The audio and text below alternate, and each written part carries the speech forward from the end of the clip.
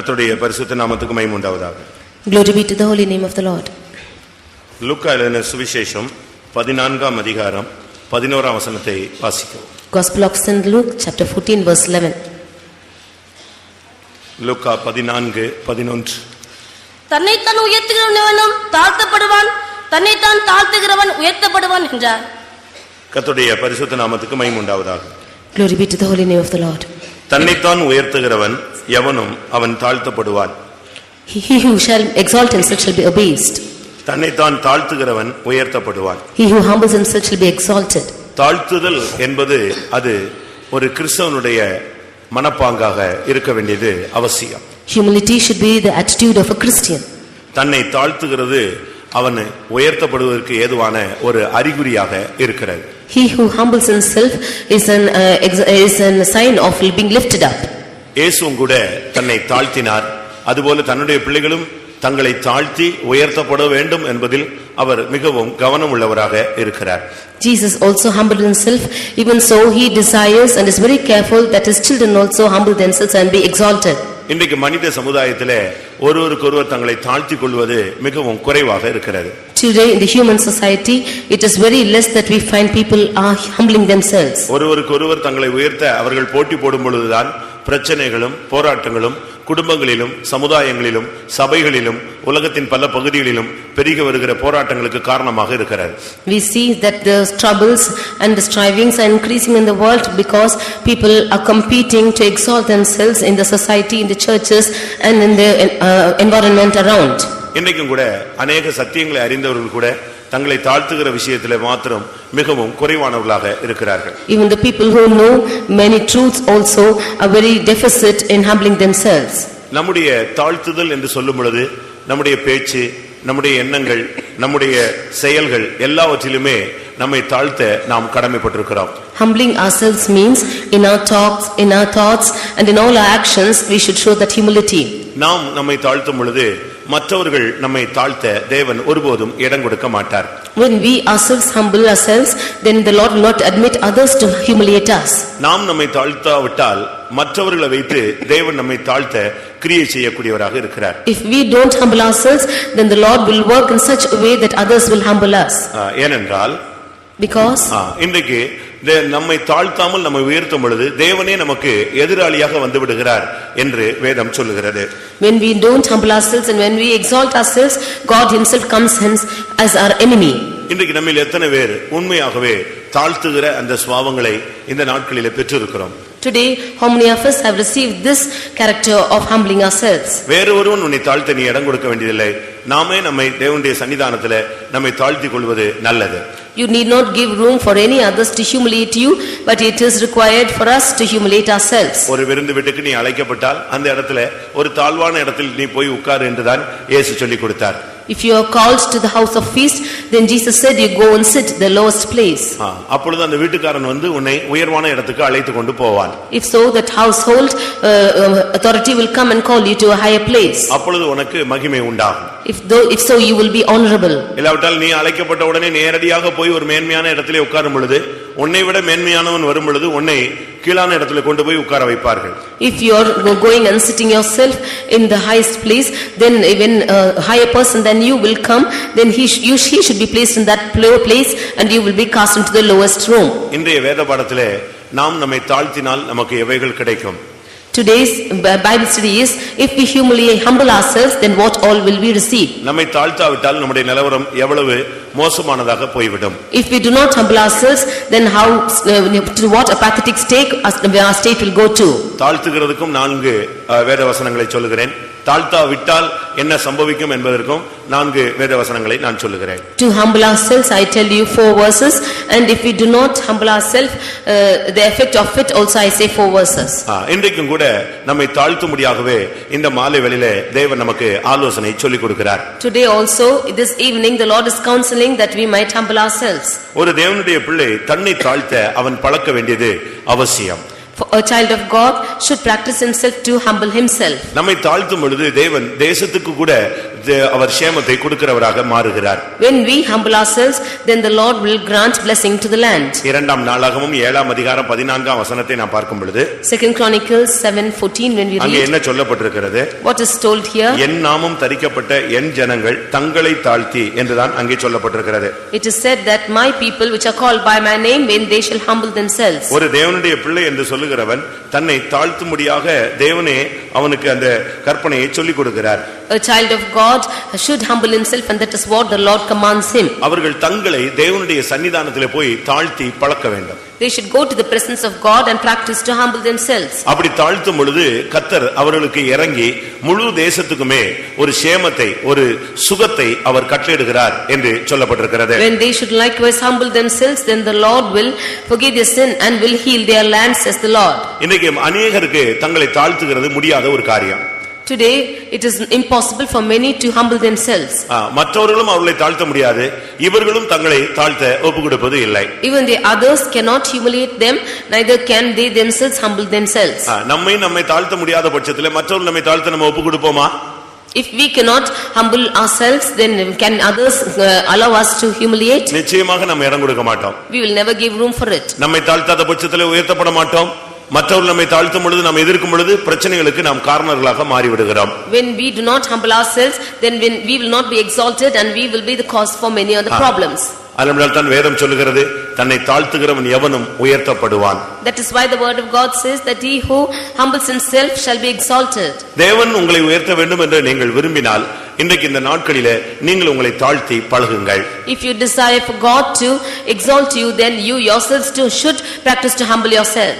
தாழ்த்தும் பொழுது ஒரு நிர்பந்தமான ஒரு சூழ்நிலைக்கு நீங்கள் தள்ளப்படுவீர்கள். When you humble yourself, you will be sent to a pathetic state. அப்படித்தான் வேதமும் கூட சொல்லுகிறது. That is what the word of God states. அப்போஸ்தலர் 8ஆம் அதிகாரத்தில் நாம் பார்க்கும் பொழுது, when we read in Acts of Apostles 8th chapter 33ஆம் வசனத்தை பார்க்கும் பொழுது, verse 33, அப்போஸ்தலர் 8:33 in Acts 8:33, அவர் தம்மை தாழ்த்தின போது அவருடைய நியாயம் எடுத்து போடப்பட்டது. அவர் தன்னை தாழ்த்தின பொழுது நடந்த சம்பவம் என்னன்னு சொன்னால், நியாயம் எடுபட்டு போய்விட்டது.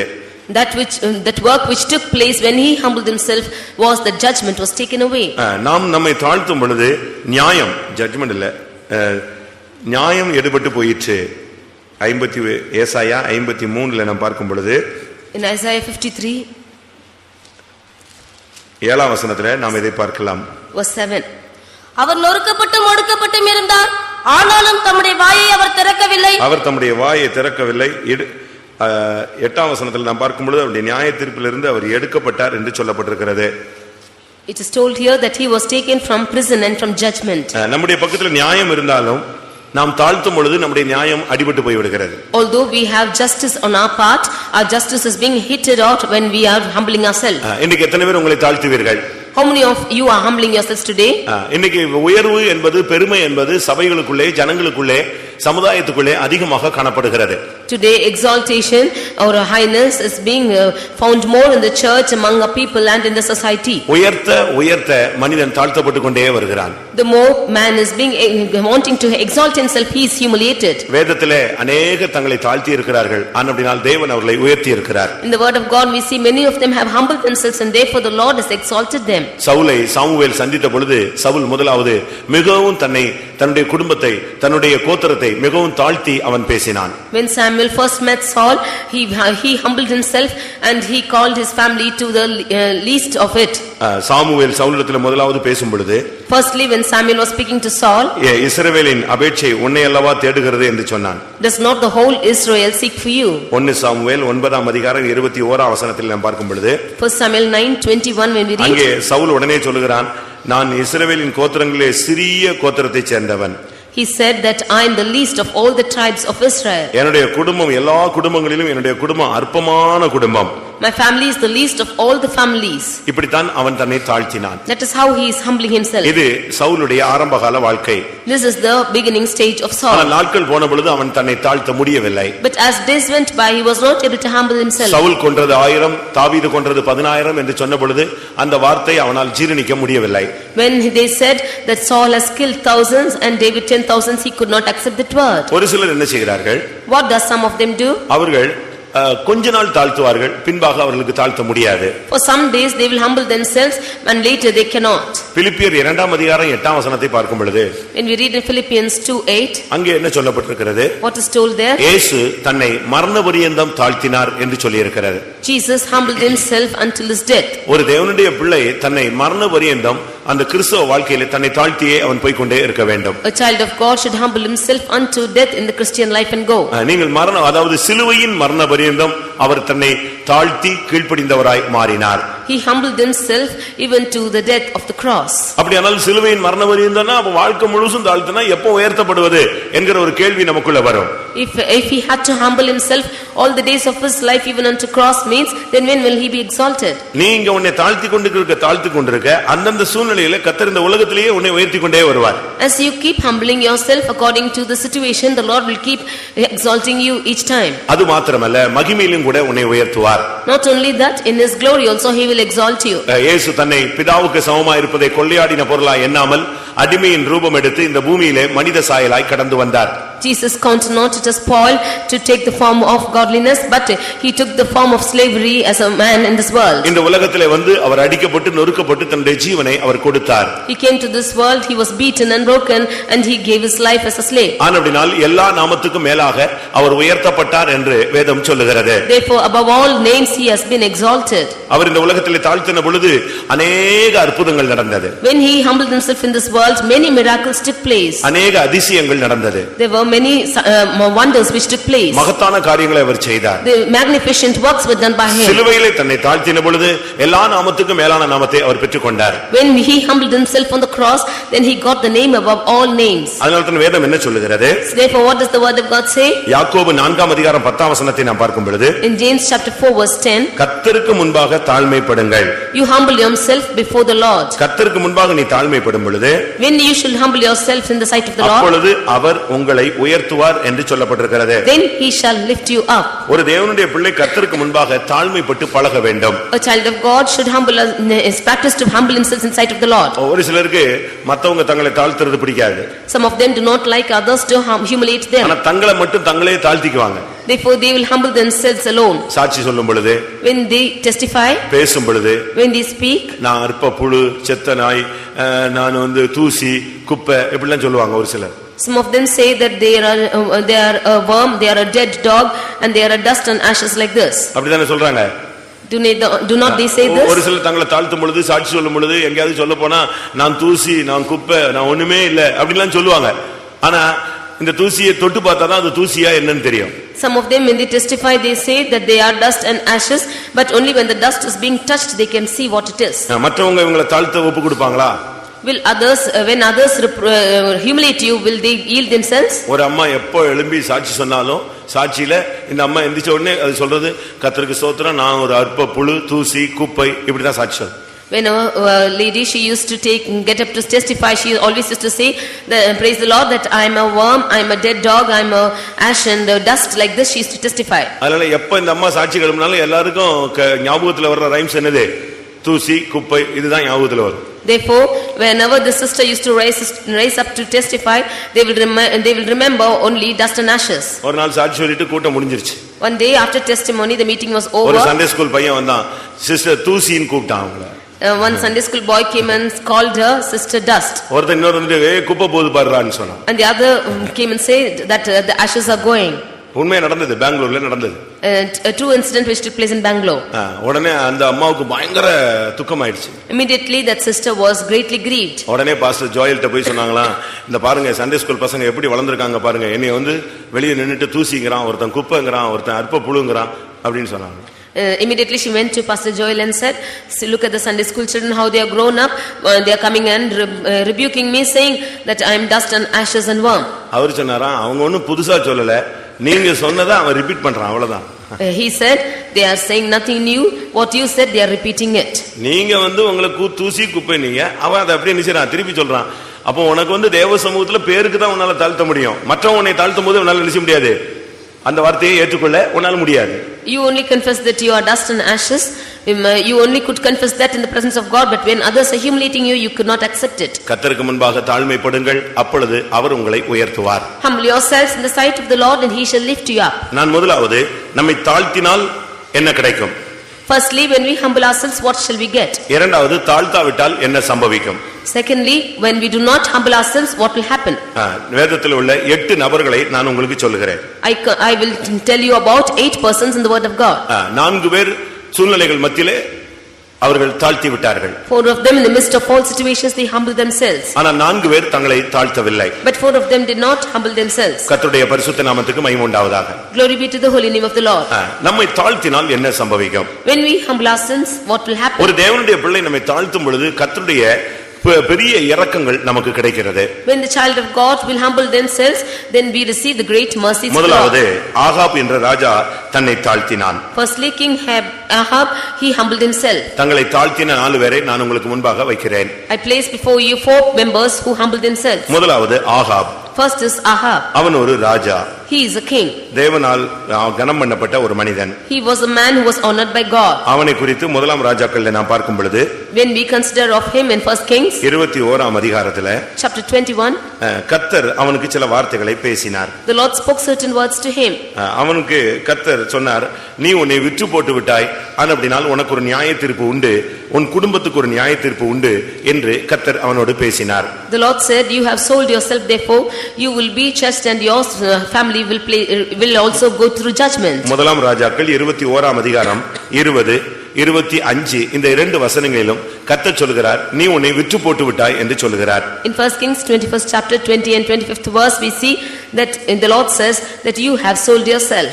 நீ உன்னை விற்று போட்டு விட்டாய். You have sold yourself. உன்னுடைய மனைவியினிடத்திலே நீ உன்னை விற்று போட்டு விட்டாய். You have sold yourself to your wife. உன்னுடைய மனைவிக்கு நீ ஒரு அடிமையாக மாறி விட்டாய். You have become a slave to your wife. உன்னுடைய மனைவிக்கு நீ ஒரு தாசனாய் மாறி போய் விட்டாய். You have become a slave to your wife. நீ ஒரு அபிஷேகம் பண்ணப்பட்டவன், நீ ஒரு உன்னை விற்று போட்டபடியால் உன்னுடைய குடும்பத்துக்கு ஒரு பெரிய நியாயத்தீர்ப்பு உண்டு என்று கர்த்தர் பேசினார். You are an anointed person, and therefore because you have sold yourself to your wife, you will have judgment for your family. உன்னுடைய குடும்பத்தை நான் நியாயம் தீர்க்க போகிறேன். I will judge your family. உன்னுடைய குடும்பத்தில் உள்ள எல்லாரையும் நான் மரிக்க வைப்பேன், அவருடைய பிரேதத்தை இரத்தத்தை நாய்கள் நக்கும் என்று கர்த்தர் ஒரு தீர்ப்பு கொடுத்தார்.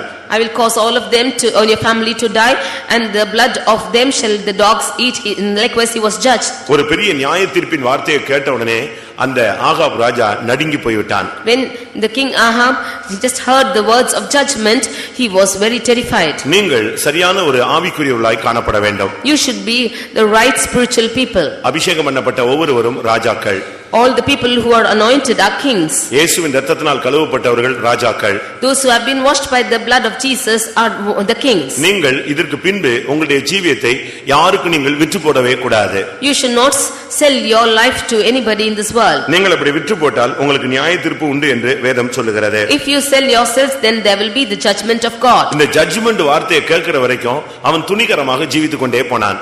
Until he could hear the words of judgment, he was very forcingly going into everything. ஒரு சாதாரண மனுஷனுடைய திராட்சை தோட்டத்தை பிடுங்கிறதுக்காக அவன் எவ்வளவோ சூழ்ச்சி செய்தான். He went and did many works that he might get the vineyard of an ordinary man. ஒரு சாதாரண மனுஷன் அவனுடைய அந்த திராட்சை தோட்டத்தை போய் ஒரு ராஜா பிடுங்கிறதுக்கு என்னெல்லாமோ வேலை பண்ண ஆரம்பிச்சான். The king wanted to go and take away the vineyard of an ordinary man and did many things for it. கடைசில என்ன நடந்தது? Finally what happened? அவனை கொன்று அந்த இடத்தை எடுத்துக்கொண்டான். He killed him and he took the place. அவனுக்கு எவ்வளவோ உலகத்துல எவ்வளவோ இடங்களை ராஜா திராட்சை தோட்டத்தை வாங்க முடியும். The king can get places, many vineyards from other places in the world. அதற்கு அவனுடைய மனைவியும் உடந்தையாக காணப்பட்டாள். For that his wife also was giving hands to him. அது கர்த்தருக்கு ஏற்காததாய் ஒன்று இருந்தது. That was not pleasing to the Lord. ஆனபடியால் கர்த்தர் கடைசியாக ஒரு நியாயத்தீர்ப்பை கொடுக்க ஆரம்பித்தார்.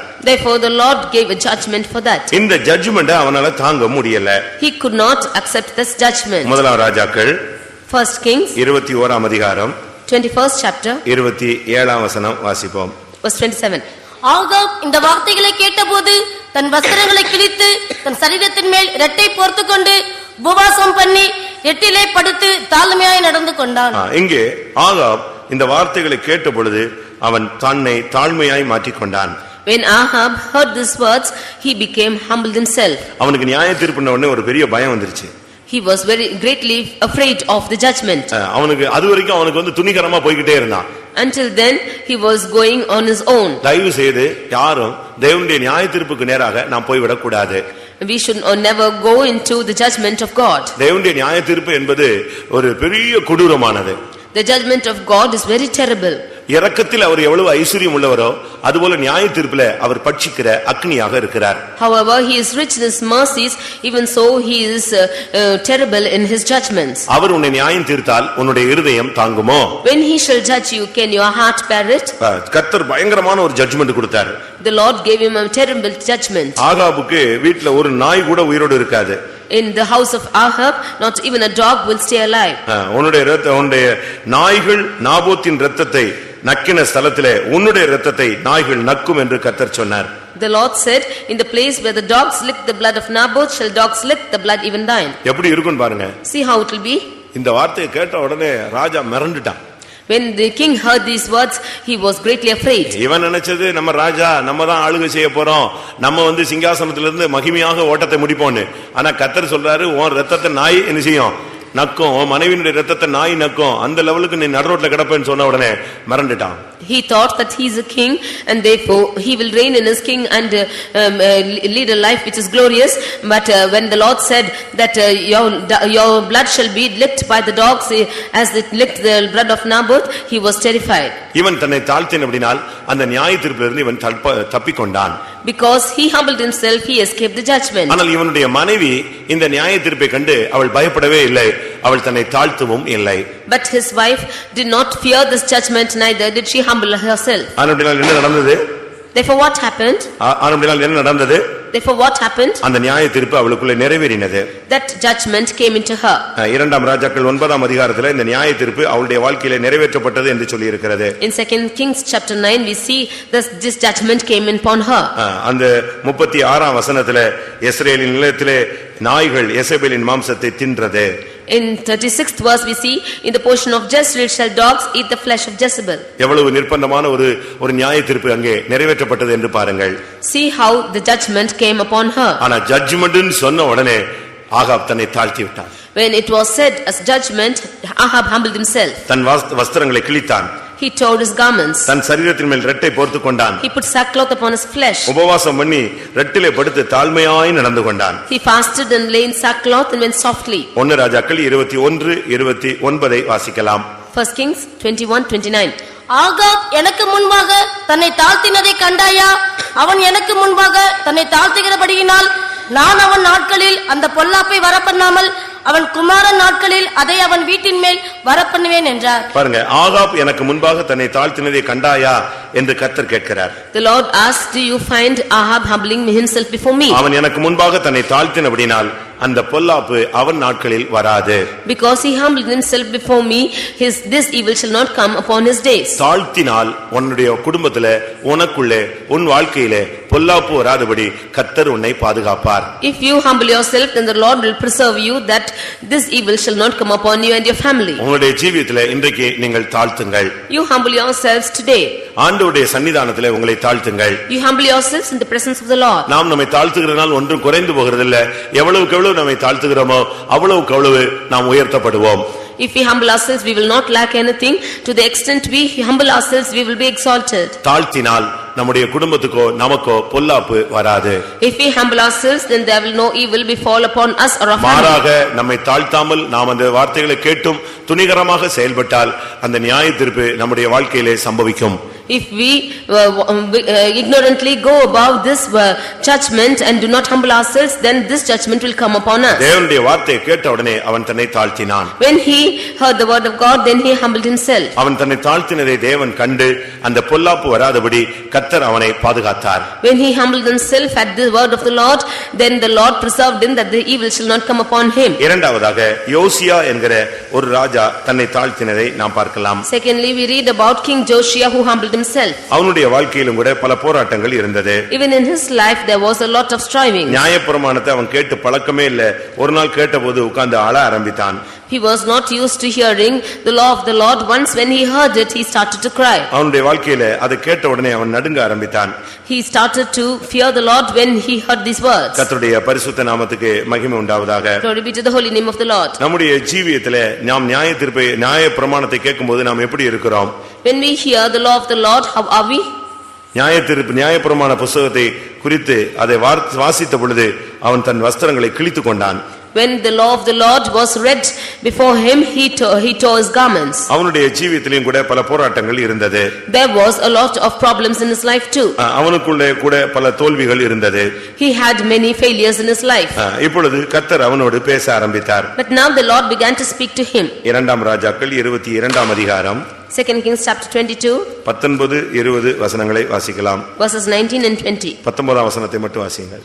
நான் இந்த ஸ்தலத்துக்கும் அதன் குடிகளுக்கும் விரோதமாக அவர்கள் பாலும் சாபமாவார்கள் என்று சொன்னதை நீ கேட்டபோது உன் இருதயம் இளகி நீ கர்த்தருக்கு முன்பாக உன்னை தாழ்த்தி உன் வஸ்திரங்களை கிழித்துக்கொண்டு எனக்கு முன்பாக அழுதபடியினால் நானும் உன் விண்ணப்பத்தை கேட்டேன். இங்கே நாம் பார்க்கும் பொழுது ஆண்டவர் சொல்றார், இந்த ஸ்தலத்திற்கும் இதன் குடிகளுக்கும் விரோதமாக அவர்கள் பாலும் சாபமும் ஆவார்கள் என்று ஆண்டவர் சொன்னார்.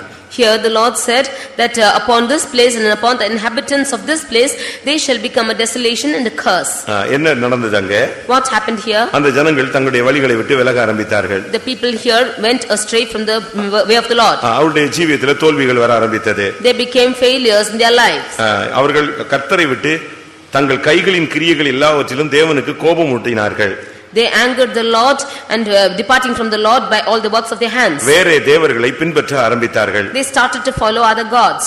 இது 17ஆம் வசனத்திலே இரண்டாம் ராஜாக்கள் 22:17 சொல்லப்பட்டிருக்கிறது. This we read in 2 Kings 22:17. அங்கே சொல்லப்பட்டிருக்கிறது, அவர்கள் வேறே தேவர்களுக்கு தூபம் காட்டினார்கள்.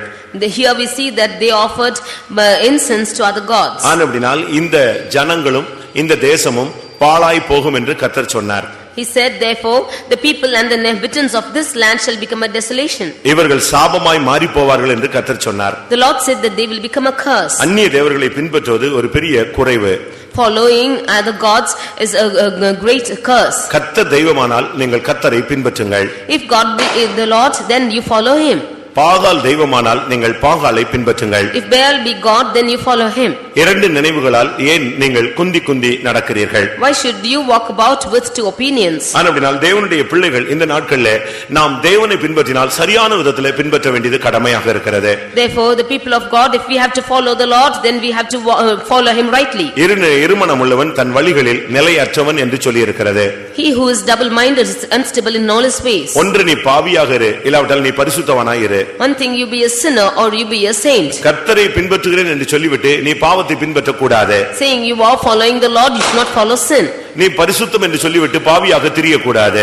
Saying you are following holy life, you should not become a sinner. கிறிஸ்தவன் என்று சொல்லிவிட்டு நீ கிறிஸ்துவுக்கு புறம்பாக நீ செயல்பட கூடாது. Calling yourself a Christian, you should not work contrary to Christ. அந்நிய தெய்வங்களை நீ கையெடுக்க கூடாது. You should not worship alien gods. விக்கிரகத்துக்கு நேராக நீ மண்டியிட கூடாது. You should not bow down or kneel down before other gods. இந்த யோசியாவுக்கு கர்த்தர் ஒரு நியாய தீர்ப்பை கொடுத்தார். This Joshua was given a judgment. அந்த ஜட்ஜ்மென்ட் என்ன? நீயும் உன்னுடைய ஜனமும் பாழாய் போவீர்கள், சாமமாய் போய்விடுவீர்கள் என்று சொன்னார். The judgment was that you and your people shall become a desolation and a curse. இத கேட்ட உடனே அவன் நடுங்கி போய்ட்டான். When he heard this, he was terrified. ஒரு ராஜா தன்னுடைய ராஜ்யம் பாழாய் போகும்னா அவனால ஏற்றுக்கொள்ள முடியுமா? If when a king was said that he will become a desolate person, can he accept it? நீ ஆசீர்வாதமாய் இருக்க மாட்டாய், சாபமாய் போவாய் என்று சொன்னால் எப்படி ஏற்றுக்கொள்ள முடியும்? How can you accept this word? You will be a curse and not a blessing. அந்த வார்த்தையை கேட்ட பொழுது அவன் உடனடியாக கர்த்தருக்கு முன்பாக தன்னை தாழ்த்தினான். When he heard these words, he immediately humbled himself before the Lord. அவனுடைய இருதயம் உடைஞ்சு ஓன்னு அழ ஆரம்பிச்சிட்டான். His heart was broken and he began to weep. இன்னைக்கு நாம் தேவனுடைய சமூகத்திலே நாம் தேவனுடைய அழ வேண்டியவர்களாக நாம் காணப்படுகிறோம். Today, in the presence of God, we should weep. ஒரு தேவனுடைய பிள்ளை கர்த்தருடைய சமூகத்தில் கண்ணீர் விட்டால் அந்த ஜெபம் உடனடியாக ஏறெடுக்கப்படுகிறது. If a child of God should weep in the presence of the Lord, that prayer is being answered. இங்கே அவன் தன்னை தாழ்த்தினான். Here he humbled himself. தாழ்த்தின பொழுது என்ன நடந்தது? When he humbled, what happened? இரண்டாம் ராஜாக்கள் 22:20 நாம் பார்க்கும் பொழுது 2 Kings 22:20 when அங்க we என்ன சொல்லப்பட்டிருக்கிறது? what is told நீ here? உன்னை தாழ்த்தினபடினால் நீ சமாதானத்தோடே உன்னுடைய ஓட்டத்தை முடிப்பாய். Because you have humbled yourself, you shall run your and finish your race in peace. Ahab தன்னை தாழ்த்தின பொழுது பொல்லாப்பு வராமல் கர்த்தர் பாதுகாத்தார். When Ahab he humbled himself, the Lord preserved him from evil. யோசியா தன்னை தாழ்த்தின பொழுது உன்னுடைய ஓட்டத்தை நீ சமாதானத்தோடு முடிப்பாய் என்று கர்த்தர் அவனுக்கு வாக்கு கொடுத்தார். When Joshua humbled himself, the Lord promised that he shall run his race in நம்மை peace. தாழ்த்துகிறதுனால நம்ம கெட்டு போகிறது இல்ல, நமக்கு நன்மைதான் கிடைக்கும். If we humble ourselves, we will not receive evil but only goodness. நம்மை தாழ்த்தும் பொழுது நாம் தேவனுக்கு முன்பாக நம்மை தாழ்த்துகிறோம். When we humble ourselves, we are humbling before God. தேவனுக்கு முன்பாக நம்மை தாழ்த்த ஆண்டவருடைய கண்களில் நமக்கு இரக்கம் தான் கிடைத்துக் கொண்டே வரும். The more we humble ourselves before God, then we will receive the mercy from the eyes of the Lord. உங்களில் எத்தனை பேர் கர்த்தருடைய வார்த்தையை கேட்கும் பொழுது உங்களை தாழ்த்த உங்களுக்கு சிந்தை உண்டாகிறது? How many of you has the mind to humble yourself when you hear the word of the Lord? நீ ஒரு அந்நியனை போல போய்விடக் கூடாது. You should not go like a stranger. கர்த்தருடைய வார்த்தையை கேட்ட பொழுது நீ எசபேலை போல போய்விடக் கூடாது. You should not go like Jezebel when you hear the word of the Lord. கர்த்தருடைய வார்த்தையை கேட்கும் பொழுது நீ ஆகாபை போல யோசியாவை போல தாழ்த்தி கர்த்தருடைய சன்னிதானத்திலே நீ அழுதால் அந்த ஜட்ஜ்மென்ட்ல இருந்து தப்புவிக்கப்படுவாய். உன்னுடைய ஓட்டம் ஜெயமாக முடியும். When you hear the word of the Lord, if you humble yourself like Ahab and Joshua, then your race will be victorious and you will end in peace. அன்றைக்கு அவர்கள் வஸ்திரங்களை கிழித்தார்கள். நாம் வஸ்திரங்களை அல்ல, நம்முடைய இருதயத்தை கிழிக்க வேண்டும் என்று யோவேல் தீர்க்கதரிசன புத்தகத்திலே சொல்லப்பட்டிருக்கிறது. Those days they tore their garments, but now we have to tear our hearts. That is what is told in Joel. அன்றைக்கு அவர்கள் இரட்டை உடுத்திக் கொண்டார்கள். இன்றைக்கு நாம் நம்முடைய தேவனுக்கு ஒரு துக்கத்தை நாம் அணிந்து கொள்ள வேண்டியது அவசியம். Those days they put on sackcloth, but now we have to put on the grief according to God. அன்றைக்கு ராஜாக்களே கர்த்தருடைய சன்னிதானத்திலே தாழ்த்தினார்கள். Those days the kings humbled themselves before the Lord. இன்றைக்கு உங்களால் தாழ்த்தி போக முடிகிறதா? Can you humble yourselves today? தேவனுடைய வார்த்தைகளை கேட்கும் பொழுது உங்களால் தாழ்த்த முடிகிறதா? When you hear the word of the Lord, can you humble yourself? உங்களுடைய இருதயத்தை தாழ்த்த முடிகிறதா? Is your heart able to humble? உங்களுடைய இருதயத்தை கிழிக்க முடிகிறதா? Is your heart able to tear it? ஆண்டவருடைய சமூகத்துல கண்ணீர் வருகிறதா? Are you able to weep in the presence of God? ஒரு சிலருக்குலாம் கண்ணீர்ங்கிறது ஒரு கேள்விக்குறி. கண்ணீர் விடவே மாட்டாங்க. என்ன நடந்தாலும் அவ்வளவு ஹார்டா இருக்கு அந்த heart.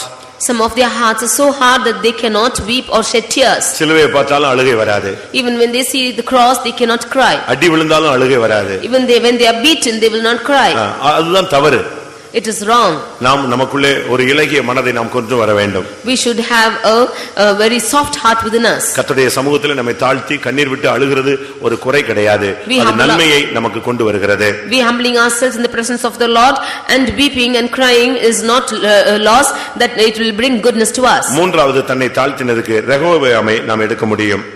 Thirdly, we can see Rehoboam who humbled himself. அவன் தன்னை தாழ்த்தினான். He humbled himself. அவனுடைய வாழ்க்கையில் நடந்தது என்ன? What happened in his life? அவன் நியாயப்பிரமாணத்தை விட்டுவிட்டான். He left the law of the Lord. இரண்டாம் நாளாகமம் 12ஆம் அதிகாரத்தை பார்க்கும் பொழுது 2 Chronicles chapter 12 அங்கே முதலாம் வசனத்தை வாசியுங்கள். verse 1.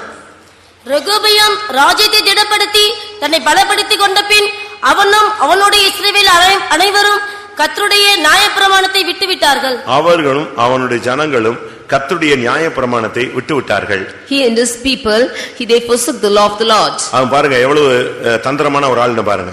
See what a criminal person is this. தன்னுடைய ராஜ்யத்தை திடப்படுத்தி தன்னை பலப்படுத்திக் கொண்ட பின் அவன் என்ன செஞ்சிட்டான்? நியாயப்பிரமாணத்தை விட்டுவிட்டான். After he established the kingdom and strengthened himself, he forsook the law of the Lord. இன்னைக்கும் கூட அநேகர் அப்படித்தான். தங்களை ஸ்டடி பண்ற வரைக்கும் அப்படியே ஒண்ணும் தெரியாத மாதிரி இருப்பாங்க. தங்களுடைய காரியம் சக்சஸ் ஆயிடுச்சுன்னா அதுக்கு பிறகு தலையை தூக்கிடுவாங்க. Today, even some people like this, as long as they become steady in their lives, they will seem to be very silent, but after that, they will be very arrogant. Government தன்னுடைய கண்ட்ரோல்ல வர்ற வரைக்கும், அரசாட்சி கண்ட்ரோல்ல வர்ற வரைக்கும் அப்படியே அமைதியா இருப்பாங்க. கண்ட்ரோல் வந்துட்ட பிறகு அவங்க தலையை தூக்க ஆரம்பிச்சிருவாங்க. As long as the government comes into their control and they come into reign, they will be very silent. After that, they will shake their heads. இந்த ரெகொபெயாம் அப்படிப்பட்ட ஆளு. This Rehoboam is one such person. தன்னை திடப்படுத்திக் கொண்டு, தன்னை பலப்படுத்திக் கொண்டு, உடனே அவன் நியாயப்பிரமாணத்தை விட்டுவிட்டான். Once he established the kingdom and strengthened himself, immediately he took hold of his head. என்னைக்கு நியாயப்பிரமாணத்தை விட்டையோ அன்னைக்கு நீ கர்த்தரை விட்டாய் என்று அர்த்தம். When you have forsaken the Lord, then you have left the Lord.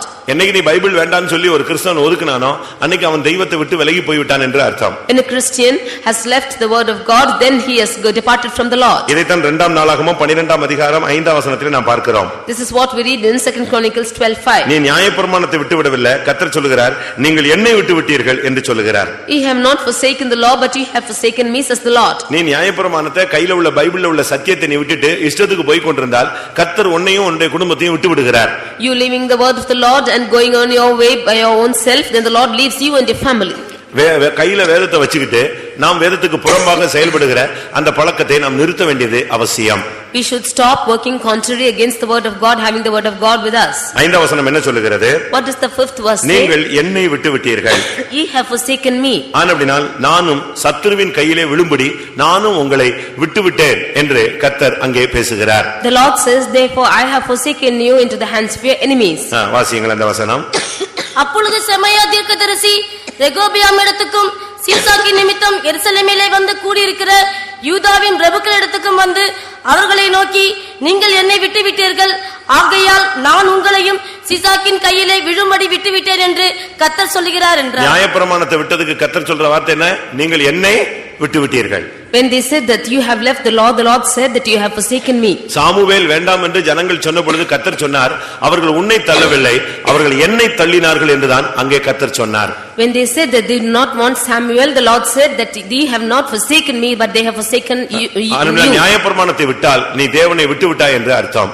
If you have forsaken the Lord, then you have left the Lord. இப்பொழுது நடந்த சம்பவம் என்ன? Now what is this incident? கர்த்தர் ரெகோமியோடு பேச ஆரம்பித்தார். Now he started to speak to Rehoboam.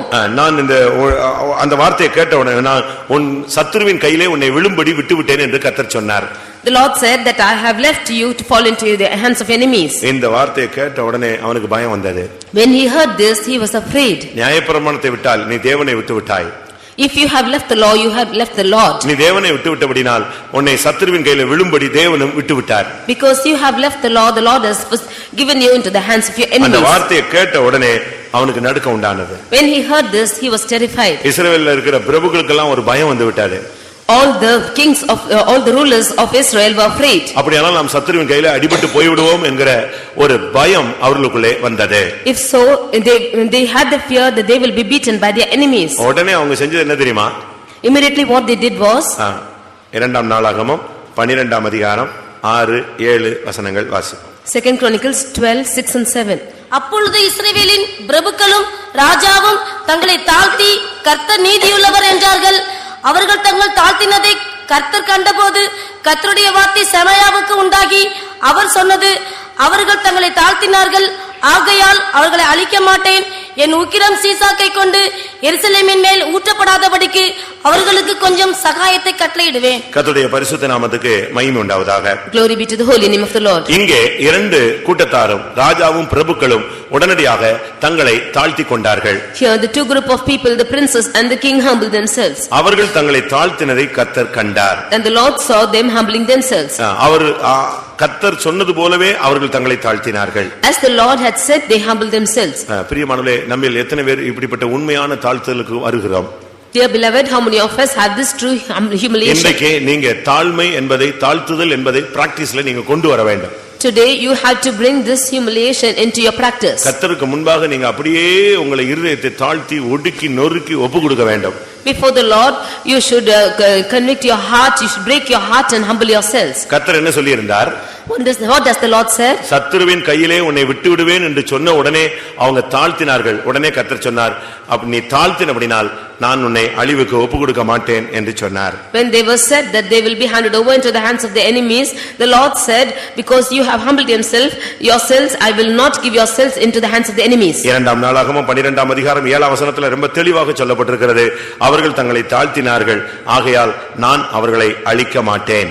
In 2 Chronicles 12:7, it is said clearly that they have humbled themselves, therefore I will not destroy them. என் உக்கிரத்தை நான் எருசலேமின் மேல் ஊற்ற மாட்டேன். I will not pour out my wrath upon Jerusalem. அவர்களுக்கு சகாயத்தை நான் கட்டளையிடுவேன். And I will grant them some deliverance. நம்மை தாழ்த்தினால் தேவனிடத்திலிருந்து நமக்கு சகாயம் கிடைக்கும். If we humble ourselves, then we will receive favor from the Lord. நம்மை தாழ்த்தும் பொழுது கர்த்தர் உக்கிரத்தை ஊற்றாமல் இரக்கத்தை நம்மேல் ஊற்றுவார். If we humble ourselves, then the Lord will not pour out his wrath but mercy upon us. இங்கே நாம் பார்க்கும் பொழுது ரெகொபெயாம் தன்னை தாழ்த்தி தேவனிடத்திலிருந்து சகாயத்தை பெற்றுக்கொண்டான். When we should consider here that Rehoboam humbled himself and received the mercy of the Lord. நம்மை தாழ்த்தும் பொழுது நமக்கு பொல்லாப்பு வராது. When we humble ourselves, then this evil will not come upon us. நம்மை தாழ்த்தும் பொழுது நம்முடைய ஓட்டம் சமாதானத்தோடு முடியும். When we humble ourselves, then our race will be finished in peace. நம்மை தாழ்த்தும் பொழுது தேவனிடத்திலிருந்து நமக்கு சகாயம் கிடைக்கிறது. When we humble ourselves, then we receive the help from the Lord. நான்காவதாக மனாசே என்ற ராஜாவை நாம் பார்க்கலாம். Fourthly, we can see about a king called Manasseh. இரண்டாம் நாளாகமம் 33ஆம் அதிகாரத்திலே இவனுடைய வாழ்க்கை சொல்லப்பட்டிருக்கிறது. Second Chronicles chapter 33, his life is being told. இங்கே என்ன நடந்தது? What happened here? இந்த ஜனங்கள் கர்த்தர் பேசினால் கவனிக்காமல் போய்க்கொண்டே இருப்பார்கள். Here the people, when the Lord should speak to them, they will not hearken but go on their way. இரண்டாம் நாளாகமம் 33:10 நாம் பார்க்கும் பொழுது Second Chronicles 33:10, when we read, கர்த்தர் மனாசேயோடும் அவனுடைய ஜனத்தோடும் பேசின போதிலும் அவர்கள் கவனிக்காதே போனார்கள். கர்த்தர் மனாசேயோடும் அவனுடைய ஜனத்தோடும் பேசினார். The Lord spoke to Manasseh and his people. அப்பொழுது அவர்கள் கவனிக்காமலே போய்விட்டார்கள். But they would not hearken to it.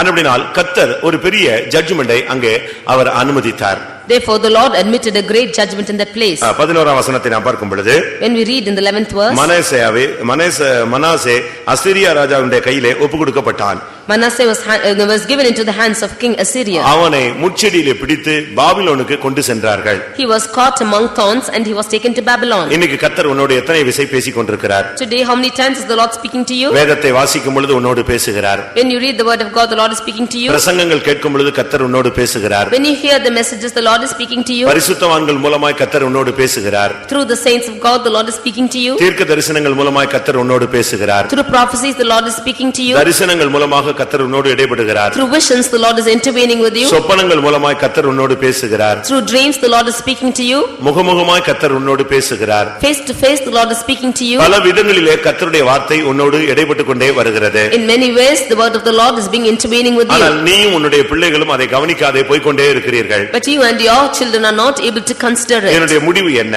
What is the end of it? அது சிறையிருப்பாக மாறுகிறது. It becomes a captivity. அருமையான ஒரு சுகபோக வாழ்க்கை வாழ்ந்து கொண்டிருந்த மனிதன் ஒரு சிறை கைதியாக மாற்றப்பட்டான்.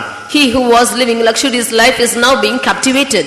நாம் தேவனுடைய வார்த்தையை கவனிக்க நாம் கடமைப்பட்டிருக்கிறோம். We had to hear, we are kept to hear the word of the Lord. ஒரு வார்த்தை சொன்னாலும் நீங்க அதை கீனா அப்சர்வ் பண்ணணும். Even if one word is uttered, you should keenly observe it. அங்கங்க திரும்பிட்டு இந்த இரண்டாம் கிளாஸ் பிள்ளைகள் மாதிரி திரும்பி பார்க்க கூடாது. You should not turn aside like the second standard children. உங்களுக்கு அந்த கான்சன்ட்ரேஷன் கரெக்ட்டா ஒரு மனம் அங்கேயே நிலைத்திருக்க வேண்டும். Your concentration should be on one side itself. கர்த்தர் என்ன பேசுகிறார்? What the Lord is speaking to you. கர்த்தர் நம்முடைய வாழ்க்கையில என்ன பேச விரும்புகிறார்? What does the Lord want to speak with us? ஆண்டவருடைய வார்த்தை என்ன?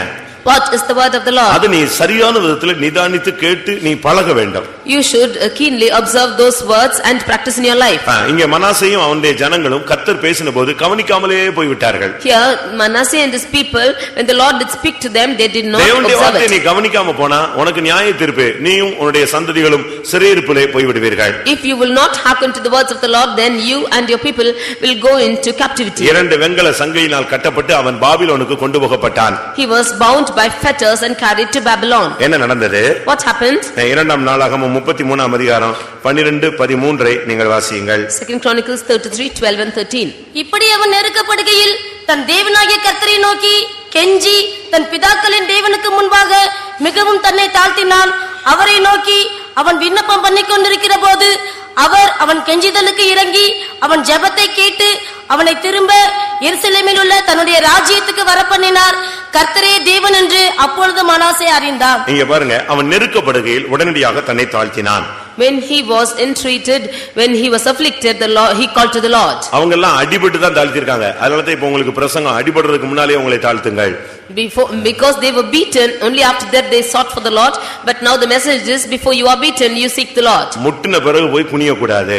After you are being hitted, you should not go and bow down. புரியுதா? நெடுக போய் தண்டிக்கப்படக்கூடாது. You should not go long and be condemned. வந்த பின் காக்க முடியாது. வருமுன்னே நீ உன்னை காத்துக்கொள்ள வேண்டியது அவசியம். You should not preserve after it has come, but you should have preservance. வேத வசனங்கள் நமக்கு திஷ்டாந்தங்களாக எழுதப்பட்டிருக்கிறது. The word of God are written as examples to us. அவங்க எல்லாம் ஒவ்வொரு பாதையில போய் அவங்க சரியாய விதத்துல தங்களை அடிபட்டு தாழ்த்தினார்கள். They have gone through a terrible path, they were afflicted and then they turned to the Lord. எதற்காக நமக்கு இந்த வார்த்தைகள் இன்றைக்கு போதிக்கப்படுகிறது? Why is the word of the Lord spoken to us today? ஒரு அடி வாங்கிட்டு நம்ம தாழ்த்த வேண்டாம். அதுக்கு முன்னாகவே நம்மை நாம் தாழ்த்தி பழகி நம்முடைய ஜீவியத்தை பாதுகாத்துக் கொள்ள வேண்டியது அவசியம். We should not be beaten and then humble ourselves, but before that be rectifying ourselves and our lives and turning to the Lord. இன்றைக்கு கர்த்தர் உன்னோடு பேசுகிறார். கர்த்தருடைய வார்த்தையை நீ கவனிப்பாயாக. The Lord is speaking to you and you hearken to the words of the Lord. இன்றைக்கு நீ தேவனுடைய வார்த்தையை கவனிக்காத போனால் உன்னுடைய நிலவரம் எப்படி இருக்கும்? If you do not hearken to the voice of the Lord today, then how will your state be? உடனடியாக அவன் தன்னை தாழ்த்தினான். Immediately he humbled himself. அவன் மிகவும் தன்னை தாழ்த்தினான். He humbled himself greatly. அவன் தாழ்த்தின பொழுது கர்த்தர் அவனை திரும்ப அவன் ராஜ்யத்துக்கு கொண்டு வந்தார். When he humbled himself, the Lord brought him back to his kingdom. நீங்க பைபிள் முழுசும் படிச்சு பாருங்க, எந்த ஒரு ராஜாவும் அடிமைப்பட்டு திரும்பி வந்ததாகவே கிடையாது. ஆனால் இந்த மனாசே மட்டும் தான் திரும்பி தன்னுடைய ராஜ்யத்துக்கு கிருபையினால் கொண்டு வரப்பட்டான். In the word of God, we cannot see any king coming back to his kingdom after being captivated, but it is this king Manasseh alone who was brought back to his kingdom. நீ தாழ்த்தும் பொழுது உன்னுடைய இழந்த நிலவரத்தை நீ மறுபடி பெற்றுக்கொள்வாய். When you humble yourself, you will gain back the state that you have lost. இழந்து போன சுகத்தை பெற்றுக்கொள்ளலாம். You can regain the strength you have இழந்து lost. போன ரட்சிப்பை பெற்றுக்கொள்ளலாம். You can regain the salvation you have இழந்து lost. போன சமாதானத்தை பெற்றுக்கொள்ளலாம். You can regain this peace you have இழந்து lost. போன ஐக்கியத்தை பெற்றுக்கொள்ளலாம். You can regain the unity you have lost. இழந்து போன விசுவாசத்தை பெற்றுக்கொள்ளலாம். You can regain the faith that you have lost. இழந்து போன வரங்களை பெற்றுக்கொள்ளலாம். You can regain the gifts that you have lost. இழந்து போன உலக பிரகாரமான ஆசீர்வாதங்கள் நன்மைகளை பெற்றுக்கொள்ளலாம். You can regain the worldly blessings that you have lost. இழந்து போன உன்னுடைய ஆளுகையை நீ பெற்றுக்கொள்ளலாம். You can regain the reign that you have lost. கர்த்தருடைய பரிசுத்த நாமத்துக்கு மகிமை உண்டாவதாக. Glory be to the holy name of the Lord. Ahab தன்னை தாழ்த்தினான். Ahab humbled himself. யோசியா தன்னை தாழ்த்தினான். Joshua humbled himself. ரெகோபயாம் தன்னை தாழ்த்தினான். Rehoboam humbled himself. மனாசே தன்னை தாழ்த்தினான். And Manasseh humbled himself. பொல்லாப்புக்கு தப்புவிக்கப்பட்டான். He was able to escape evil. சகாயம் கிடைத்தது. And he got the help from the Lord. ராஜ்யத்துக்கு திரும்பி வந்தான். He returned back to his kingdom. சமாதானத்தோடு ஓட்ட முடிந்தது. And with peace he entered his race. கர்த்தருடைய பரிசுத்த நாமத்துக்கு மகிமை உண்டாவதாக. Glory be to the holy name of the Lord. இன்னும் ஒரு 4 பேர் இருக்கிறார்கள். And another 4 persons are there. அவர்களும் மேன்மையானவர்களே. They are also great people. அவர்களும் ராஜாக்கள் தான். They are also kings. ஆனால் அவர்கள் தங்களை தாழ்த்தவில்லை என்று நாம் பார்க்கிறோம். But we see that they did not humble themselves. இன்றைக்கு 2 கூட்டத்தை சபையிலே நாம் பார்க்கலாம். Today we see 2 kinds of people in the church. 2 கூட்டத்தை நாம் உலகத்திலும் பார்க்கலாம். We can see 2 groups of people in the world. ஒரு குரூப் தன்னை தாழ்த்திக் கொள்கிறது, கிருபையை பெற்றுக்கொள்கிறது. One group is humbling themselves and are receiving the grace. ஒரு கூட்டம் எந்த சூழ்நிலையிலும் தங்களை தாழ்த்தாமல் நிமிர்ந்து நின்று தோற்று போகிறார்கள். One group is not humbling themselves at any situation and they are facing failures. தாழ்த்தாத கூட்டத்தில் முதலாவது பார்வோனை நாம் பார்க்கலாம். We can see Pharaoh in the first group of the ones who did not humble themselves. யாத்திராகமம் 10ஆம் அதிகாரத்தில் நாம் பார்க்கும் பொழுது In Exodus chapter 10 3ஆம் வசனத்தை பார்க்கும் பொழுது verse 3. யாத்திராகமம் 10:3. அப்படியே மோசேயும் ஆரோனும் பார்வோனிடத்தில் வந்து, உன்னை தாழ்த்த நீ எதுவரைக்கும் மனதில்லாதிருப்பாய்? என் சமூகத்தில் எனக்கு ஆராதனை செய்ய என் ஜனங்களை போகவிடு. அங்கே கர்த்தருடைய தாசர்கள் 2 பேர் பார்வோனிடத்தில் வந்து பேசுகிறார்கள். Here we see the 2 people of God came and spoke to Pharaoh. உன்னை தாழ்த்த நீ எதுவரைக்கும் மனதில்லாதிருப்பாய்? How long will you refuse to humble yourself? அற்புதங்கள் நடக்கிறது. There are miracles which are taking place. வாதைகள் உண்டாகிறது. And there are also there's punishment of the Lord coming upon them. அநேக விதங்களிலே கர்த்தர் வாதித்தார். In many ways the Lord punished them. ஆனா என்ன நடந்தது தெரியுமா? And what did happen? அவன் தாழ்த்தவே இல்லை. He did not humble himself. அவன் ஒரு வணங்கா கழுத்துள்ள மனுஷன். He is a person who could not bend his neck. இருதய கடினமுள்ள ஒரு மனுஷன். He was a strong he is a hard-hearted person. அவன் மிகவும் மோசமான ஒரு ஆள். He was a very worst kind. என்ன நடந்தது தெரியுமா? What happened was, கர்த்தர் அவனோடு பேசினார். நீ என்ன எதுவரைக்கும் உன்னை தாழ்த்த மாட்டாய்ன்னு சொல்லி. the Lord spoke to him and asked him, until when will you not humble yourself? உங்களுக்கு இன்னைக்கு பெருமை இருக்கா? Do you have pride in you? இன்னும் தாழ்த்த முடியலையா? Could you not humble yourselves even now? அப்படியானால் நீ பார்வோனுக்கு தங்கச்சி இல்லாட்ட பார்வோனுக்கு தம்பி. If so, you are sister or brother of Pharaoh. அப்படிதானே? நீ இன்னை எதுவரை உன்னை தாழ்த்த மனதில்லாமல் இருப்பாய்? Until when can you not humble yourself? இன்னும் அடிபட்டது போதாதா? Is it not sufficient you are beaten? 10 வாதை கிடைத்தது போதாதா? It's not sufficient you have got 10 chastisements from the இவ்வளவு Lord? பனிஷ்மென்ட் கிடைச்சது உனக்கு போனாதா? Is it not sufficient you have been punished so much? அடி விழுந்துகிட்டே இருக்கு, ஆனாலும் இவனால தாழ்த்தவே முடியல. You have on and on been beaten, but you could not humble himself. ஏனென்றால் தாழ்த்துதல் என்கிறது அவனுடைய பிறப்புல இரத்தத்துல இல்ல. It is because humility is not in his birth or in his blood. உன்னுடைய இரத்தத்துல இயேசுவின் இரத்தம் இருந்தால்தான் உன்னுடைய சரீரத்திலே உன்னை உன்னால் தாழ்த்த முடியும். Only if you have the blood of Jesus in your body, you can humble yourself. பார்வோனுடைய இரத்தம் உனக்குள்ள இருந்தா உன்னால தாழ்த்த முடியாது. If you have the blood of Pharaoh in you, you cannot humble yourself. இதுக்கு முடிவு என்ன தெரியுமா? What is the end of it? அவன் தன்னை தாழ்த்தாத பொழுது என்ன நடந்தது? What was the end when he did not humble himself? 10 வாதை கிடைத்தது. There were 10 punishments given to them. கடைசி பனிஷ்மென்ட்ங்கிறது வாதைங்கிறது அவனுடைய மூத்த குமாரன் தலைச்சன் பிள்ளையே செத்து போயிட்டான். The final punishment was that his firstborn was also dead. ஆனாலும் அவனால என்ன செய்ய முடியல? தாழ்த்த முடியல. Even then he could not humble himself. கடைசில முடிவு என்ன தெரியுமா? And finally what was the end? செங்கடலிலே அவன் என்ன செய்யப்பட்டான்? அழிக்கப்பட்டு போனான். He was destroyed in the Red Sea. நீங்க வரட்டு கௌரவத்துல திரிய கூடாது. You should not go in your own pride. உனக்கு பெருமை ஒரு லிமிட்ல இருக்கு. ஒரு பெருமைங்கிறது அன்லிமிட்டா நீ போகும்போது நிச்சயமா ஒரு நாள் உன்னுடைய ஜீவியம் செங்கடல்ல அழிந்து போகும். When you go in an unlimited pride, then truly your life will fall into the Red Sea one day. ஒரு சிலருக்கு இருக்கு அவன் பெருமை பாராட்டுறான். ஒரு சிலருக்கு இல்ல ஒண்ணுமில்லாத இருந்தும் பெருமை பாராட்டுறான் பைபிள் சொல்லுகிறது. Some of them have it and therefore they boast. We see from the word of God that some of them boast without anything. கர்த்தர் உன்னை எவ்வளவு சிட்சிக்கிறார், உன்னை எப்படியாவது உருவாக்கணும்னு அவர் ட்ரை பண்றாரு. ஆனா உனக்கு தாழ்மைனா சுட்டு போட்டா கூட வர மாட்டாங்க. The Lord is chastening you and he wants to form you somehow, but humility is not coming into you at all. ஒரு சிலருக்கு அநேகருக்கு வருஷங்கள் போயிருச்சு, ஆனா தாழ்த்துகிற அந்த எக்ஸ்பீரியன்ஸ் இன்னும் இல்லவே இல்ல. Many years have gone by, but some of them are not able to humble themselves at all. அவங்கள கொஞ்சம் பேச்சில கூட தாழ்த்திர முடியாது. Even by their words they cannot humble themselves. கொஞ்சம் மரியாதை குறைவு நடந்துருச்சுனா அவ்வளவுதான், உடனே அவங்க பஸ்ட் ஆயிடுவாங்க. If they are not receiving a little respect, then they will burst out. உடனே அத ஒரு பெரிய பிரச்சனையா கிரியேட் பண்ணி விட்டுருவாங்க. Immediately they will cause a great problem out of it. உங்களுக்கு எத்தனை பேருக்கு இப்படி ஒரு பெருமையில நீங்க திரிகிறீர்கள் என்பதை சிந்தித்து பாருங்க. Just consider and see as to how many of you are walking with this pride. மோசே கேக்குறான், நீ எந்த மட்டும் உன்னை தாழ்த்தாது இருப்பாய்? Moses is asking him, how long will you refuse to humble yourself? அவனுக்கு தாழ்மைனா அவனுக்கு என்னன்னே தெரியாது. He did not know what is humility. அவன்கிட்ட போய் கர்த்தர் யெகோவான்னு சொன்னா கர்த்தர்னா யாரு, ஏன் நான் அவருக்கு கீழ்ப்படியணும்னு கேட்டான். If he should say that God is Jehovah, then who is God? Why should I obey him? He said. அப்படிதான் அவன் பேசுவான். அவனுக்கு அப்படிதான் பேசி பழக்கம். That is how he used to speak. அவங்கிட்ட போய் கர்த்தர்னு சொன்னா கர்த்தர் யார் அப்படின்மா. If they should go and say that he is God, then he'll ask who is God. அவருடைய வார்த்தையை கேட்கிறதுக்கு அவர் யாருன்னு கேட்பான். Who is he that I should obey his word? யாத்திராகமம் 5:2 நீங்க பார்க்கும் பொழுது, in Exodus chapter 5 verse 2, அதற்கு பார்வோன், நான் இஸ்ரவேலை போகவிட கர்த்தருடைய வார்த்தையை கேட்கிறதற்கு அவர் யார், நான் கர்த்தரை அறியேன் அப்படிதான் அவன் பேச பழகினான். In 5 verse 2 we see that who is the Lord that I should obey his voice to let Israel go. நீ பார்வோன்ட்ட போய் நீ உன்னை தாழ்த்துனா நீ உன்னை தாழ்த்த முடியுமா? If you should go to Pharaoh and ask him to humble himself, will he be able to? அவன் வணங்கா கழுத்துள்ள ஒரு ஆள். He is a stiff necked person. இந்த பார்வோனுடைய படங்களை பார்த்திருக்கீங்களா? Have you seen the pictures of Pharaoh? ஏதாவது புக்ல பாத்திருக்கீங்களா? Have you seen in any books? Bible புக்ல நீங்க பார்வோனுடைய படத்தை பாத்திருக்கீங்களா? Have you seen the pictures of Pharaoh in Bible books? அவன் கிரீடத்துக்கு மேல என்ன நிக்கும்? பாம்பு நிக்கும். Above his head will see a snake. அவனுடைய கிரீடத்துல பாம்பு நிக்கும். Above his crown will see a snake. அவனுடைய தலைப்பாகை மேல பாம்பு நிக்கிற ஒரு சின்னம் தான் அவன் வச்சிருப்பான். You can see the sign of a snake above his crown. அது சீண்ட பாம்பு படம் தான் எடுக்குமே தவிர என்ன செய்யாது, படத்தை கீழே போடாது. தாழ்த்ததுக்கு அதுக்கு மனசே வராது. The more it is being stinged, it will always be taking only photographs. கடைசில கர்த்தர் தாழ்த்தாத பட்சத்துல அவனை செங்கடலிலே நியாயம் தீர்த்து அழித்தார். Finally, because he did not humble himself, he was destroyed in the Red Sea. இரண்டாவதாக, secondly, இரண்டாம் நாளாகமம் 33ஆம் அதிகாரத்திலே பார்க்கும் பொழுது, Second Chronicles chapter 33, மனாசேயனுடைய பையனை குறித்து நாம் பார்க்கலாம். we see about the son of Manasseh. மனாசேயனுடைய மகன் ஆமோன் என்று அழைக்கப்படுகிறான். We see the son of Manasseh who is called Ammon. அவனுடைய பெயர் ஆமோன். He is called Ammon. அவன் என்ன செய்தான் தெரியுமா? What he did was, Manasseh தன்னை தாழ்த்தினதெல்லாம் அவனுக்கு தெரியும். ஆனாலும் அவனுக்கு விக்கிரகத்தின் மேல ஒரு ஆசை இருந்தது. He knew that Manasseh how he humbled himself, but he was craving after the images. அவன் அப்பா கர்த்தரை பின்பற்றினா, இவன் விக்கிரகத்தை பின்பற்ற ஆரம்பித்தான். His father followed the Lord and he started to follow the images.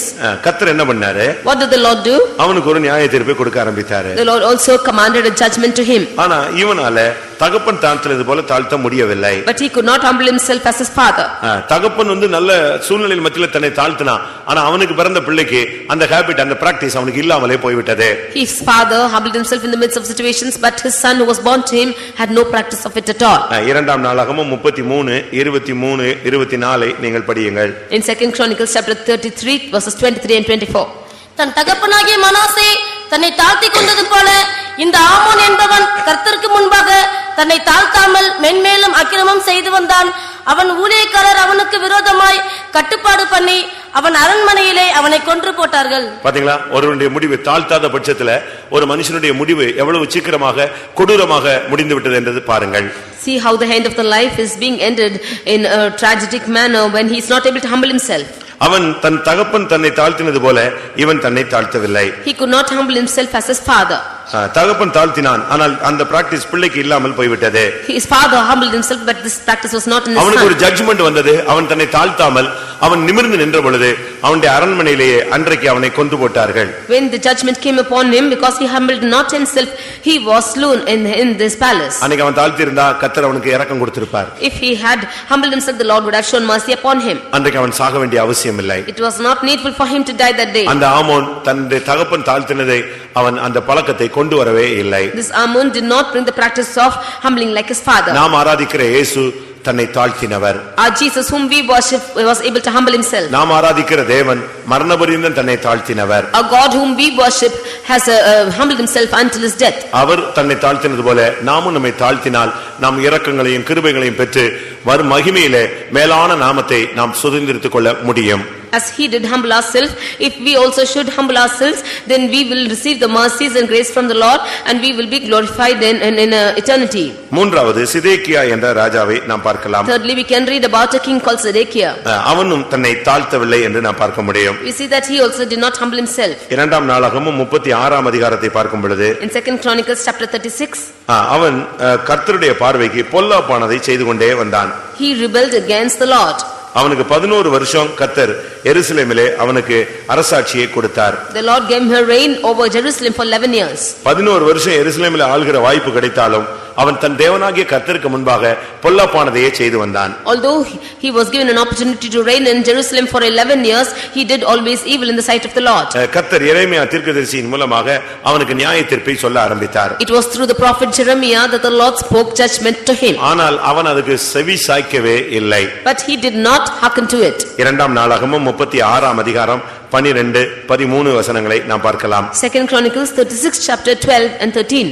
தன் தேவனாகிய கர்த்தரின் பார்வைக்கு பொல்லாப்பானதை செய்தான். அவன் கர்த்தருடைய வாக்கை உரைத்த எரேமியா என்கிற தீர்க்கதரிசிக்கு முன்பாக தன்னை தாழ்த்தவில்லை. தேவன் மேல் தன்னை ஆணையிட்டுக் கொண்ட நேபுகாத்நேச்சார் என்னும் ராஜாவுக்கு விரோதமாய் கலகம் பண்ணி இஸ்ரவேலின் தேவனாகிய கர்த்தரிடத்துக்கு திரும்பாதபடிக்கு தன் கழுத்தை அழுத்தமாக்கி தன் இருதயத்தை கடினப்படுத்தினார். பாத்தீங்களா, அவனுடைய வாழ்க்கை எவ்வளவு நிர்பந்தமாய் போய்விட்டது என்று பாருங்கள். See how terrible became his life. அவனுடைய வாழ்க்கையிலே அவன் கர்த்தருடைய பார்வைக்கு பொல்லாப்பானதை செய்தான். கர்த்தருடைய தீர்க்கதரிசி சொன்ன வார்த்தைக்கு அவன் தீர்க்கதரிசிக்கு முன்பாக தன்னை தாழ்த்தவே இல்லை. He did evil in the sight of the Lord, and when the prophet spoke to him, he did not listen to that prophet to humble himself. அவன் தன்னை தாழ்த்தாத பட்சத்திலே அவன் கழுத்தை அழுத்தமாக்கினான் என்று சொல்லி இருக்கிறது. Because he did not humble himself, he stiffened his neck, it said. தன் இருதயத்தை கடினப்படுத்தினான். He hardened his heart. 16ஆம் வசனத்தை பார்க்கும் பொழுது When we read in 16th verse, கர்த்தருடைய உக்கிரமம் அவன் மேல் மூண்டது, சகாயம் இல்லாமல் அவனுக்கு போய்விட்டது. the wrath of the Lord rose against him, and until there was no remedy. பிரியமானவர்களே, நம்முடைய ஜீவியத்திலே நாம் கர்த்தருடைய வார்த்தையை கேட்கும் பொழுது உடனே நம்மை தாழ்த்தி பழக வேண்டும். Dear beloved, when we hearken to the words of the Lord, we should immediately humble ourselves. உன்னுடைய கழுத்தை நீ அழுத்தமாக்க கூடாது. You should not stiffen your neck. நம்முடைய இருதயத்தை நாம் கடினப்படுத்த கூடாது. We should not harden our heart. அப்பொழுது நமக்கு சகாயம் இல்லாமல் போய்விடும். If so, we will have no remedy. இதுதான் சிதேக்கியாவின் வாழ்க்கையில் நடந்த கஷ்டமான ஒரு சூழ்நிலை. This is the troublous situation in the life of Zedekiah. கடைசியாக Lastly, தானியேல் 5ஆம் அதிகாரத்திலே பார்க்கும் பொழுது when we read in Daniel chapter 5, Belshazzar என்கிற ஒரு ராஜாவை குறித்து நாம் பார்க்கலாம். we read about a king called Belshazzar. அவன் அந்த நேபுகாத்நேச்சாருடைய மகன். He is the son of Nebuchadnezzar. அவனுக்கு முழு ஆட்சியும் அவன் கையிலே கிடைத்திருந்தது. He had the whole reign. ஆனாலும் கூட அவன் தன்னை தாழ்த்தவில்லை. Even then he could not humble himself. அவன் இஷ்டத்துக்கு அவன் செயல்பட ஆரம்பித்தான். He began to walk according to his own accord. தானியேல் 5ஆம் அதிகாரம் 22ஆம் வசனம். Daniel 5:22. அவருடைய குமாரனாகிய பெல்சாசார் என்னும் நீரோவென்றால் இதையெல்லாம் அறிந்திருந்தும் உமது இருதயத்தை தாழ்த்தாமல் இருதயத்தை அவன் தாழ்த்தவே இல்லை. He did not humble his heart. அவனுக்கு எல்லாம் தெரியும்.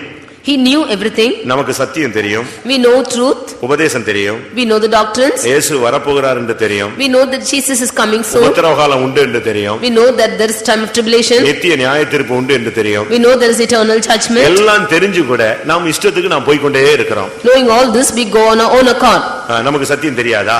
Do we not know the truth? Bible தெரியாதா? Do we not know the word of God? என்ன நடக்க போகுது நமக்கு தெரியாதா? Do we not know what is going to happen? எவ்வளவு பெரிய நியாயத்தீர்ப்பு வரப்போகுது என்று தெரியாதா? Do we not know what a great judgment is going to come? எல்லாம் தெரியும். ஆனா அறிந்திருந்தோம் நாம் நம்முடைய இருதயத்தை தாழ்த்தாமல் போய் கொண்டே இருக்கிறோம். Knowing all this, not able to humble our heart, we are going on. நமக்கு கிடைக்கிற நாட்களை நாம் தாழ்த்தி தேவனுடைய இடத்திலிருந்து கிருபையை நாம் பெற்றுக்கொள்ள வேண்டியது அவசியம். In the days that are given to us, we should humble ourselves and receive the grace from the Lord. இந்த பெல்சாத்சார் அவன் எல்லாவற்றையும் அறிந்து தன்னுடைய இருதயத்தை தாழ்த்தாமல் போன பொழுது என்ன நடந்தது தெரியுமா? When this Belshazzar, knowing all this, when he did not humble himself, what happened? தானியேல் 5ஆம் அதிகாரம் 30ஆம் வசனத்திலே Daniel 5:30. அன்று ராத்திரியிலே கல்தேரியின் ராஜாவாகிய பெல்சாத்சார் கொலை செய்யப்பட்டான். முடிந்ததா? அவனுடைய ஓட்டம் முடிந்து விட்டதா? His race was over. காரணம் என்ன? The reason is அவன் புசித்தான், குடித்தான், வைப்பாட்டிகள், மறுமனையாட்டிகள், இப்படிப்பட்ட அநேக தவறான பழக்க வழக்கங்களை அவன் வைத்திருந்தான்.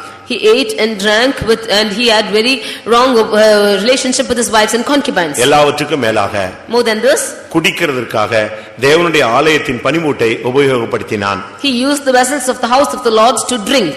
எப்படி இருக்குன்னு யோசிச்சு பாருங்க. Just see how it is. குடிக்கிறதே தப்பு. It is wrong to drink. மனைவியை தவிர வேற ஆளை தொடர்றது தப்பு. It is wrong to touch any others than the wives. இப்போ குடிக்கிறது தவறு.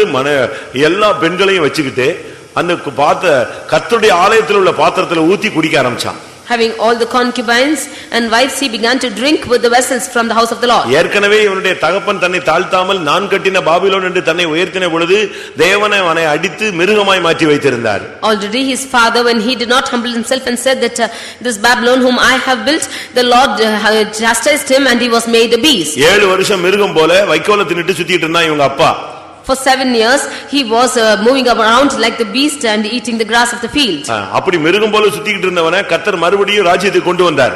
He who was roaming like the beast, the Lord brought him back to the kingdom. இப்ப அவனுக்கு பிறந்த பிள்ளைக்கு இந்த சிந்தை மறந்து போய் விட்டது.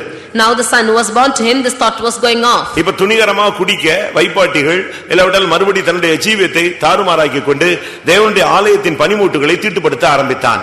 Now he wanted, of his own accord, he began to defile himself with the vessels from the house of the Lord and with his concubines drinking wine. அதனால தானியேல் சொன்னா எல்லாம் அறிந்திருந்து நீ உன் இருதயத்தை தாழ்த்தல. Therefore Daniel said, having known all this, you have not humbled yourself. அந்த வார்த்தையை கேட்ட பொழுது அன்று இரவு அவன் கொல்லப்பட்டான். When he heard these words, that night he was killed. நமக்கு எல்லாம் தெரியும், இஷ்டத்துக்கு போறோம், நியாயத்தீர்ப்பை சீக்கிரமாய் பெறுவோம். We know all this and we are going on our own accord, soon judgment is going to come. தாழ்த்தாவிட்டால் செங்கடலில் அழிவு. If we do not humble ourselves, then there is destruction in the Red Sea. தாழ்த்தாத பார்வோன் அழிக்கப்பட்டான். The Pharaoh who was not able to humble himself was destroyed. தாழ்த்தாத ஆமோன் கொல்லப்பட்டான். The Ammon who did not humble himself was slain. தாழ்த்தாத சிதேக்கியாவுக்கு சகாயம் இல்லாமல் போய்விட்டது. And Zedekiah who could not humble himself, he did not find the favor. எல்லாம் அறிந்த அந்த பெல்சாத்சார் தன்னை தாழ்த்தாத பொழுது அன்று இரவே அவன் கொல்லப்பட்டான். And Belshazzar who did not humble himself, that same night he was slain. பிரியமானவர்களே, நம்மை தாழ்த்தினால் தேவன் நம்மை உயர்த்துவார். Dear beloved, if we humble ourselves, then the Lord will lift us up. நம்மை தாழ்த்தினால் இந்த ஊருக்கே ஒரு ஆசீர்வாதம் உண்டாகும். If we humble ourselves, then we will become a blessing to this place. மரணபரியந்த நம்மை தாழ்த்தினால் மகிமையிலே நாம் மகிமையான நாமத்தை நாம் பெற்றுக்கொள்வோம். If we humble ourselves unto death, then in the glory we will receive a greater name. தாழ்த்தினால் உன்னுடைய ஜீவியத்திலே பொல்லாப்பு இல்லாமல் நீ தப்புவிக்கப்படுவாய். If you are humbling yourself, then you will be delivered from all evil. தாழ்த்தினால் சகாயம் கிடைக்கும். If you humble yourself, then you will receive the help from the Lord. தாழ்த்தினால் இழந்து போனது உனக்கு கிடைக்கும். If you humble yourself, then all what you have lost you will regain. தாழ்த்தினால் ஜெயத்தோடு உன்னுடைய ஓட்டம் சமாதானத்தோடு முடியும். If you humble yourself, then your race will be ended up with peace. எல்லாரும் கண்களை மூடுவோம். Let's all close our eyes. ஒரு விசை நம்மை தாழ்த்தும்படியாக தேவனுடைய சன்னிதானத்திலே நம்மை ஒப்புக் கொடுப்போம். Let us offer ourselves to humble ourselves once again in the presence of the Lord. எத்தனை பேர் இந்த மாலை வேளையிலே உங்களை தாழ்த்தும்படியாக கர்த்தருடைய பாதத்திலே நீங்கள் உங்களை சமர்ப்பிக்கிறீர்கள்? How many of you want to humble yourselves in the presence of the Lord, to humble yourselves this evening? இன்றைக்கு அநேகர் தங்களை தாழ்த்த முடியாதவர்களாய் காணப்படுகிறார்கள். Today many of them are not able to humble themselves. நாம் நம்மை தாழ்த்துவோம். Let us humble ourselves. நம்மை தாழ்த்தும் பொழுது தேவன் நம்மை கனப்படுத்துவார். When we humble ourselves, the Lord will exalt எல்லாரும் us. கண்களை மூடி முழங்கால் படியிட்டு கர்த்தருடைய சமூகத்திலே ஆண்டவரே நான் என்னை தேவனுடைய வசனங்களுக்கு கீழ்ப்படிந்து என்னை தாழ்த்தி ஒப்புக் கொடுக்கிறேன் என்று சொல்லுவோம். Let us all close our eyes and say, Lord, I yield myself to the word of God to humble myself.